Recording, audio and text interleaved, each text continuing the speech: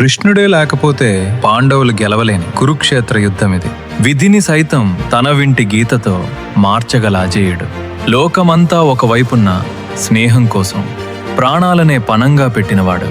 రాజ్యాలడిగితే ఇస్తారు కాని రక్తాన్ని పంచిచ్చిన ఏకైక వీరుడు రాధేయుడు, మన కర్ణుడు. కురుక్షేత్ర మహాసంగ్రామంలో గెలిచిన వారు చరిత్ర సృష్టించుండవచ్చు, కానీ ఓడిపోయి కూడా యుగ యుగాల పాటు గుండెల్లో నిలిచిపోయిన ఏకైక వీరుడు కర్ణుడు. విధి రాతను, లోకం వేసిన నిందలను ఎదుర్కొన్న ఓ మహావీరుడి కథ ఇది. కుంతీదేవి తన చిన్నతనంలో దుర్వాస మహర్షికి చేసిన సేవలకు సంతోషించి ఆయన కుంతీదేవికి ఒక శక్తివంతమైన మంత్రాన్ని ఉపదేశించారు.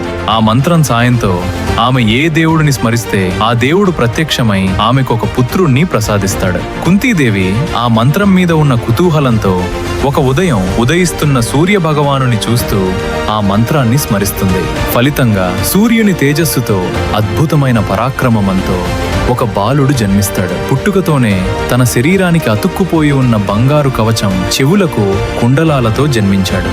ఇవి సాక్షాత్తు సూర్యదేవుడు తన బిడ్డకిచ్చిన రక్షణ కవచాలు. ఇవి శరీరానికి ఉన్నంత కాలం కర్ణుణ్ణి ఎవరూ ఓడించలేరు, చంపలేరు.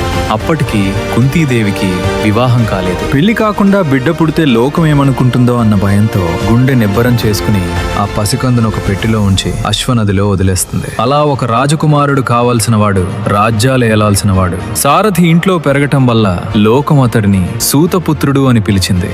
ఆయుధ పరీక్షలో సూతపుత్రుడిగా అవమానాలు ఎదుర్కొన్న కర్ణుణ్ణి చూసి దుర్యోధనుడు అతడిని అంగదేశానికి రాజుగా ప్రకటిస్తాడు. ఆ రోజు నుంచి కర్ణుడు దుర్యోధనుడిచ్చిన హోదా, గుర్తింపు కోసం తన ప్రాణం కంటే ఎక్కువగా స్నేహాన్ని విలువైనదిగా భావించాడు. కురుక్షేత్రం మొదలయ్యే ముందు గెలుపు తన కొడుకులదే కావాలని కోరుకున్న కుంతీదేవి కర్ణుడి దగ్గరకు వస్తుంది.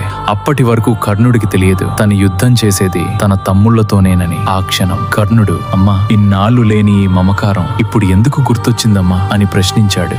కాని కన్నతల్లి కలలో నీరు చూడలేకపోయాడు. ఆ మహాదాత యుద్ధంలో అర్జునుని తప్ప మిగతా నలుగురికి ఏ హాని చేయనని మాటిస్తాడు. ఇలా తన మరణానికి తానే పునాది వేసుకున్నాడు. కేవలం తల్లి కోరిక కోసం తన ప్రాణరక్షణ అయిన కవచ కుండలాలను బ్రాహ్మణ రూపంలో వచ్చిన ఇంద్రుడికిచ్చేస్తాడు. దాన వీర సూరకర్ణుడు ఇన్ని శాపాలు ఉన్నా తన యుద్ధ పరాక్రమంతో పాండవులకు వణుకు పుట్టిస్తాడు.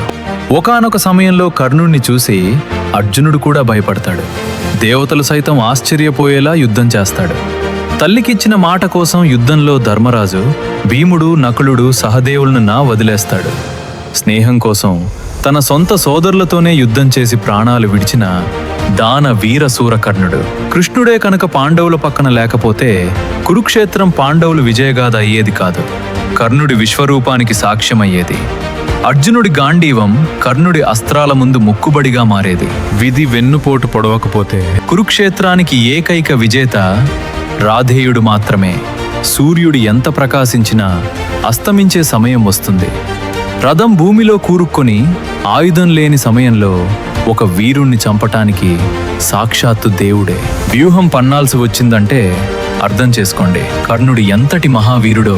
ఒక్క మాటలో చెప్పాలంటే అతని జననం ఒక రహస్యం, అతని బ్రతుకు ఒక పోరాటం, అతని స్నేహం ఒక త్యాగం, అతని మరణం ఒక అమరత్వం.